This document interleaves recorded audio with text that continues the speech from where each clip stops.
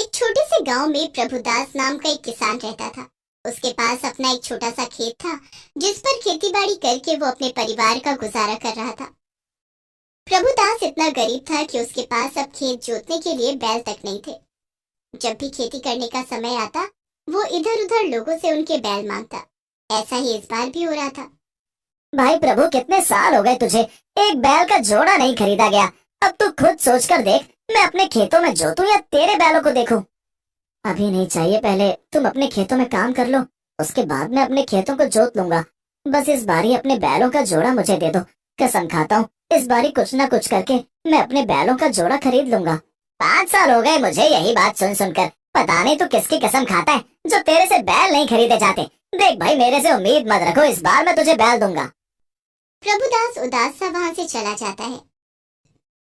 मुंह लटकाने से क्या होगा? तुमसे भी तो एक बैल का जोड़ा नहीं खरीदा जा रहा। मालती, तू भी मुझे बातें सुना ले। पता तो है तुझे कि नहीं खरीद सकता। मेरे खेत से इतनी आमदनी नहीं होती, और तुझे पता है बैलों का जोड़ा हजारों में आता है। रहने दो, हर बार कहती हूँ 2 छोटे छोटे बछड़े खरीद लो, उन्हें पाल पोस कर बड़ा करेंगे तो बैल ही बनेंगे। पर नहीं जी, मेरी ये बात भी तुम्हें बुरी लगती है। अब भुगतो। प्रभुदास को मालती की बात बिल्कुल सही लगती है। मन ही मन सोच लेता है कि इस बारी खेती से जो भी पैसा आएगा वो उनसे 2 छोटे बछड़े खरीद लेगा। फिर जैसे तैसे करके प्रभुदास किसी न किसी तरह अपने खेतों में खेती कर लेता है, और जब फसल पकने का समय आता है तो इस बार तो कुछ भी हो जाए, वो 2 बछड़े जरूर खरीदेगा। प्रभुदास अपनी तैयार फसल को बेच देता है और उनसे मिले पैसों से वो 2 छोटे बछड़े खरीदने के लिए चल देता है। लेकिन जब वो उस आदमी के पास पहुंचता है तो मेरे भाई, मैं सही दाम बता रहा हूँ, 2 साल में ये हट्टे कट्टे बैल बन जाएंगे।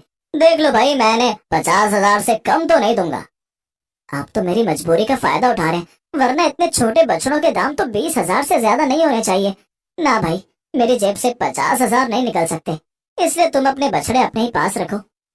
प्रभुदास उदास अपने घर आ जाता है। वो सारे पैसे मालती को पकड़ा देता है। जितने पैसे मैंने तुझे दिए हैं, इतने पैसों में जोड़ा आ रहा था।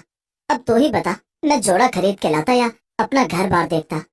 पर एक बात कहूँ मालती, सचमुच में वो दोनों बछड़े थे बहुत सुंदर। क्या सुंदर आंखें थी, चौड़ा माथा, छोटे छोटे सींग। अगर वो 20,000 में राजी हो जाता तो सचमुच में मैं उन्हें ले आता और उनका इतना ख्याल रखता।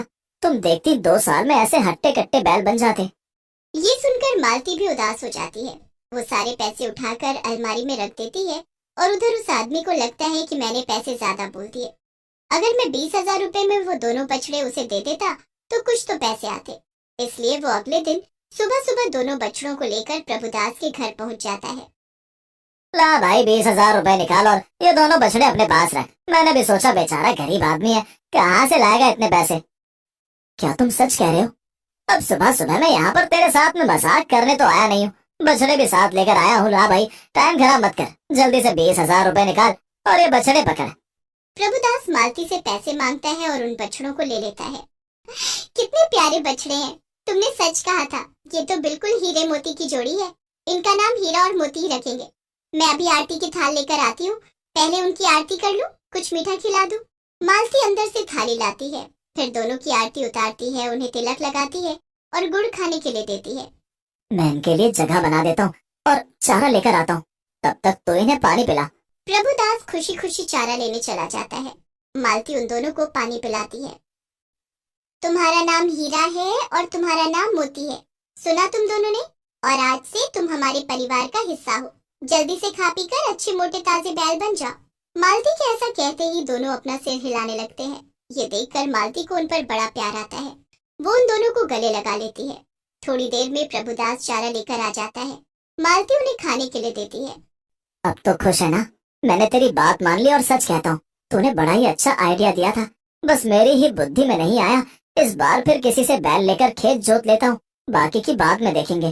प्रभुदास अपने कुछ दोस्तों के पास जाता है, लेकिन कोई भी उसे अपना बैल का जोड़ा खेत जोतने के लिए नहीं देता। पूरा दिन इधर उधर धक्के खाने के बाद में आखिर में प्रभुदास अपने घर आता है। दोनों बछड़े उसे देखते ही अपना सिर हिलाने लगते हैं। प्रभुदास उनके पास जाता है और उनके सिर पर हाथ फेरने लगता है। काश तुम दोनों बड़े होते तो आज मुझे इस तरह सबके सामने हाथ न फैलाना पड़ता। कोई किसी की मजबूरी नहीं समझता, सब अपना अपना देखते हैं। प्रभुदास अंदर आता है तो मालती खाना तैयार कर चुकी थी। वो दोनों बैठकर खाना खाते हैं। फिर मालती हीरा और मोती को भी रोटी देकर आती है। अगले दिन सुबह प्रभुदास जब सोकर उठता है। मालती, मुझे लगता है इस बार कोई भी मुझे अपना बैल नहीं देगा। सोच रहा हूँ कि सुबह सवेरे जल्दी जाकर फावड़े से खेत को खोद देता हूँ। 4-5 दिन तो लगेंगे, लेकिन काम हो जाएगा। ये तो बड़ा ही मुश्किल काम है। माना कि हमारे पास थोड़ी सी जमीन है, लेकिन फिर भी काफी है। तुम अकेले कैसे फावड़े से उस जमीन को खोदोगे? ऐसा करती हूँ, मैं भी साथ चलती हूँ। दोनों मिलकर काम करेंगे तो जल्दी हो जाएगा। प्रभुदास मालती की बात मान लेता है। फिर वो हीरा और मोती को भी अपने साथ ले जाते हैं, लेकिन वहां जाकर उनकी हैरानी का ठिकाना नहीं रहता। उनका खेत तो जुता हुआ था। ये किसने किया? मुझे क्या पता किसने किया, मैं तो घर पर ही था तुम्हारे साथ। देख रहे हो मोती, कैसे आश्चर्यचकित होकर अपने खेतों को देख रहे हैं। सच कहता हूँ, मुझे तो हंसी आ रही है, रुक ही नहीं रही। कितने हैरानी से खेत को देख रहे हैं। अब उन्हें क्या पता कि ये कमाल तो हीरा मोती की जोड़ी का है। सचमुच में ये तो चमत्कार है, भगवान का चमत्कार है। इधर हीरा मोती घर आए और देखो तो ये चमत्कार हो गया। अब देख क्या रहे हो? चलो जल्दी जल्दी हम नई फसल के बीज डाल देते हैं। प्रभुदास भागकर घर आता है और नई फसल के बीज लेकर खेतों में जाता है। वो सारे खेत में बीज डाल देता है और पानी देकर वो हीरा मोती को अपने साथ लेकर घर आ जाते हैं। मालती, जरा गुड़ और रोटी तो लेकर आ, मैं हीरा और मोती को खिला दूं। जल्दी से ये ताकतवर हो जाए तो बस फिर तो मेरे वारे न्यारे हो जाएंगे। मेरे खेतों में फसल लहराया करेगी। अच्छी फसल के अच्छे दाम मिला करेंगे। हम भी अमीर हो जाएंगे मालती, और फिर भगवान की दुआ से हमारे आंगन में भी 2 बच्चे खेलेंगे। सब कुछ सपने जैसा है, लेकिन मेरा दिल कहता है कि जल्दी पूरा हो जाएगा। तभी मालती रोटी लेकर आती है। तुम और तुम्हारे सपने, पता नहीं क्या क्या देखते रहते हो। अभी खेतों में बीज डालकर आए हैं, कम से कम 15 दिन तो उन्हें निकलने में ही लग जाएंगे। फिर उनकी देखभाल करेंगे। देखते देखते 4-5 महीने में जाकर फसल तैयार हो। आप भी ना शेख चिल्ली बन जाते हो। देख रहे हो हीरा और मोती, तुम्हारी मालकिन कैसे मुझे बातें सुनाती है, पर पता नहीं क्यों मुझे ऐसा लगता है कि एक दिन मेरे भी दिन अच्छे हो जाएंगे। उसके ऐसा कहते ही वो दोनों अपनी गर्दन हिलाने लगते हैं। फिर प्रभुदास और मालती उन दोनों को प्यार करते हैं और सो जाते हैं। अगले दिन सुबह प्रभुदास नहा धोकर हीरा मोती को अपने साथ खेतों में लेकर जाता है और उसकी हैरानी का ठिकाना नहीं रहता। वहां पर हरी भरी फसल लहरा रही थी। वो इधर उधर देख रहा था। फिर वो घुटनों के बल बैठ गया और हीरा और मोती को गले लगाकर रोने लगा। पर देखो तो ये किस तरह से रो रहा है। ये खुशी के आंसू है मोती, क्या कहते हो? हम प्रभुदास को अपनी असलियत बता दें, कहीं ऐसा ना हो इतनी खुशी देखकर इसे कुछ हो जाए। दोनों पति पत्नी बहुत ही अच्छे हैं, बहुत ही प्यार करने वाले और ख्याल रखने वाले। चल ठीक है, हम प्रभुदास को बता देते हैं। तभी वो दोनों हीरा और मोती सुंदर बैल बन जाते हैं। प्रभुदास को अपनी आंखों पर यकीन नहीं हो रहा था कि वो दोनों बछड़े और सुंदर बैल बने खड़े थे। प्रभुदास, हम दोनों जादुई बैल हैं, तुम परेशान ना हो। जो भी ये सब कुछ हो रहा है इसलिए हम तुम्हें बता रहे हैं। हीरा मोती, मेरे बच्चों, तुमने तो कमाल कर दिया। मुझे नहीं पता था कि तुम दोनों जादुई बैल हो।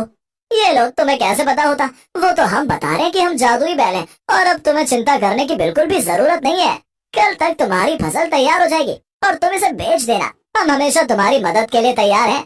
बस अपने हाथों से वो रोटी और गुड़ जरूर खिलाना। सचमुच में उसमें बहुत ही प्यार, अपनापन और मिठास है। प्रभुदास उनको गले लगा लेता है और जब 2 जवान बैलों के साथ प्रभुदास घर में आता है तो मालती हैरान हो जाती है। हैरान क्यों हो रही हो अपने जवान बच्चों को देखकर? हीरा और मोती कहाँ हैं? क्या तुमने उन्हें बेच दिया?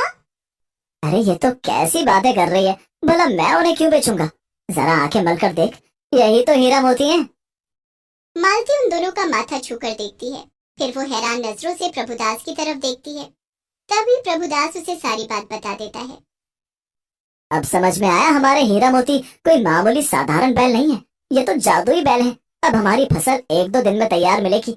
उन्हें बेचकर मैं अपने हीरा मोती के लिए अच्छी सी जगह तैयार करूंगा। ये तो अब इनके लिए छोटी है।